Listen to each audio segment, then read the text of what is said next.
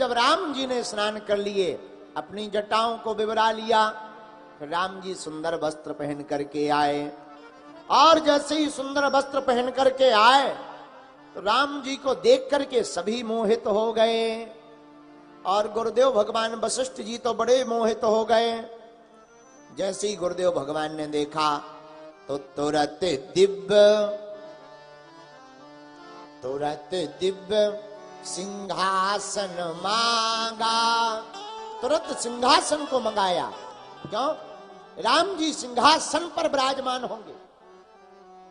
किसी ने कहा सिंहासन को क्यों मंगाया, राम जी को ले जाके बैठा न देते, क्या बिगड़ जाता? तो बड़ा अच्छा जवाब है। देखो, राम जी को सिंहासन की जरूरत नहीं है। अगर राम जी को सिंहासन की जरूरत होती तो छोड़कर वनवास न जाते।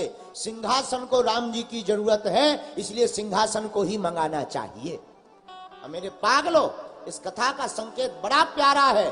क्या वर्तमान समय में भी अब सिंहासन पर राम जैसे चरित्रवान व्यक्ति को बैठाना चाहिए, जो राम राज्य की कल्पना को पूर्ण कर सके।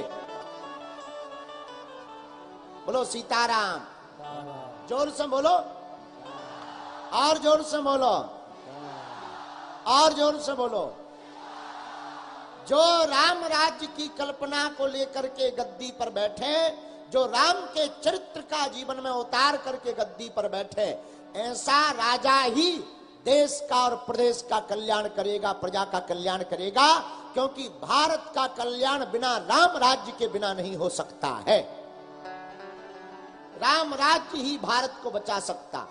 क्योंकि राम राज्य वो जिसमें ना भय है ना भूख, राम राज्य जिसमें संतों की भी रक्षा, प्रजा की भी रक्षा, राम राज्य वो जिसमें नारियों को माताओं को, नारियों को, स्त्रियों को देवियों का दर्जा दिया जाता, राम राज्य वो जिसमें जीवों पर भी दया की जाती, राम राज्य वो जिसमें अहिंसा का पूर्ण नियम लागू होता है, राम राज्य वो जिसमें धर्म विरोधियों को इस देश में रहने का अधिकार ना हो।